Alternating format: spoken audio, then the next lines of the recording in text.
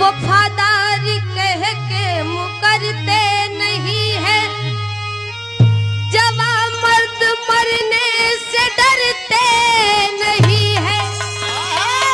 असरे जंग रहे वफा के सिपाही, कफन ओढ़ लेते हैं मरते नहीं है। भारत के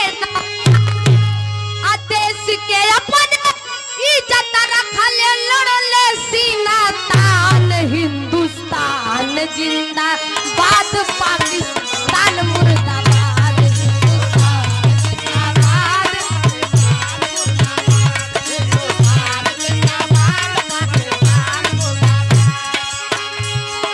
लिए आजादी वीर सिपाही भारत के नौजवान,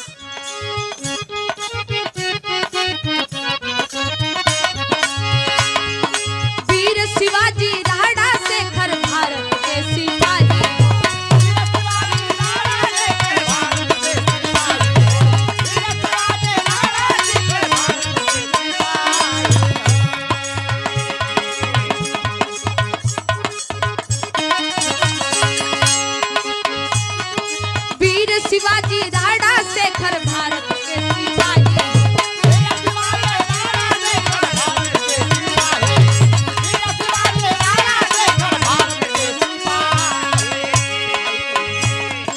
जमी आसमां कहाँ पन लागी चली तानाशाही,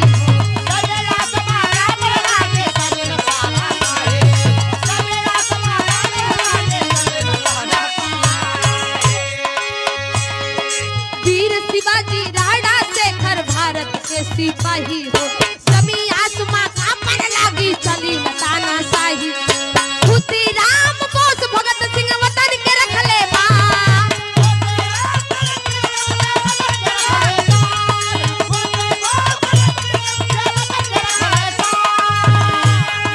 जीवन की कुर्बानी देकर मां के रखले साथ।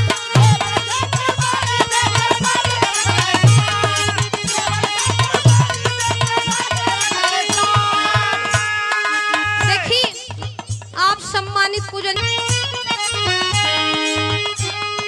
खुदीराम बोस भगत सिंह वतन के रखले मां,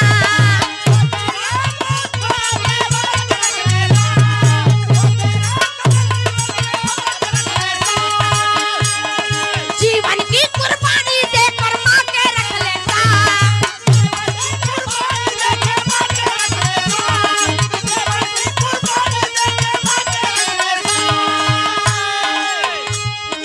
खुदीराम बोस भगत सिंह वतन के रखले मान, जीवन की कुर्बानी देकर मां के रखले शान। हिंदुस्तान जिंदाबाद पाकिस्तान मुर्दाबाद, हिंदुस्तान जिंदाबाद।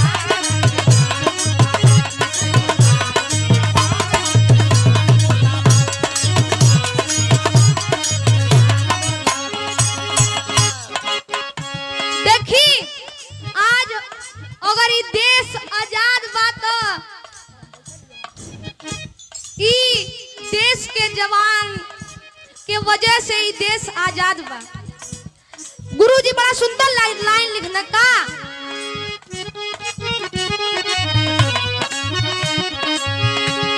सीमा पर गोली से उधम उधम मचाए जोर से,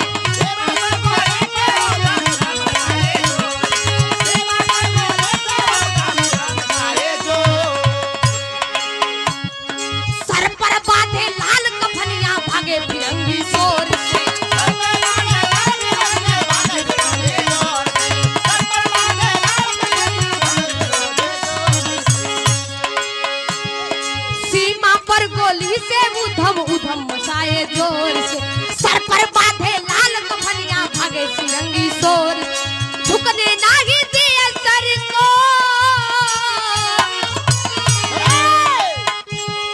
झुकने नहीं दिए सर को भारत के तूफान।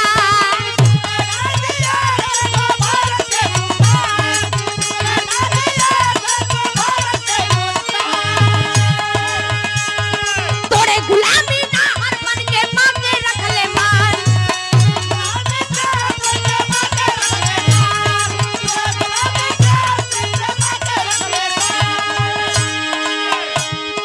झुकने नहीं दिए सर को भारत के तूफान।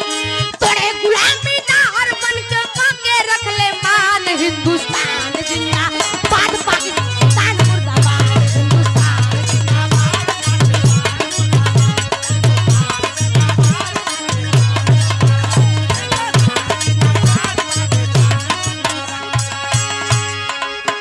ए बापूजी, अगर एक देश के आजाद करे में उ वीर जवान अपन जीवन कुर्बान कर देना, आखिरी लाइन में गुरुजी लिखना का,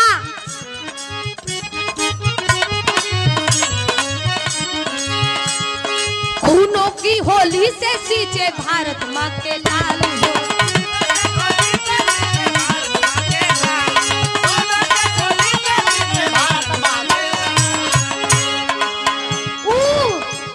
आदमिया ना उम्मी हमार माता बहिन लोगन भी साथ दे रहे।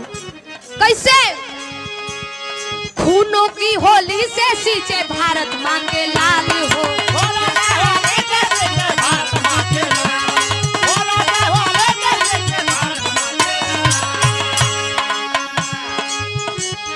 झांसी वाली रानी रण में जाके की कमाल हो।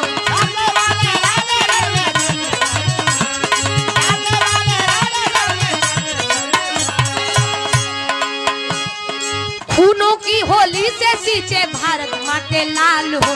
झांसी वाली रानी रण में जाके की कमाल। गाजीपुर का रहने वाला अब्दुल हमीद नौजवान,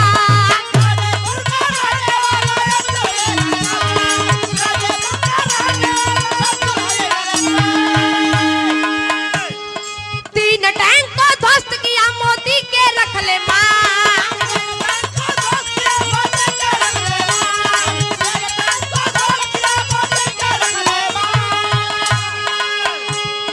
गाजीपुर का रहने वाला अब्दुल हमीद नौजवान, तीन टैंक को ध्वस्त किया मोदी के रख ले मान। हिंदुस्तान जिंदाबाद, पाकिस्तान मुर्दाबाद, हिंदुस्तान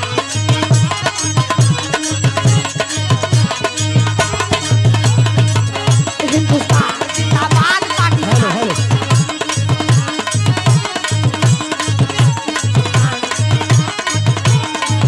हिंदुस्तान जिंदाबाद, पाकिस्तान मुर्दाबाद।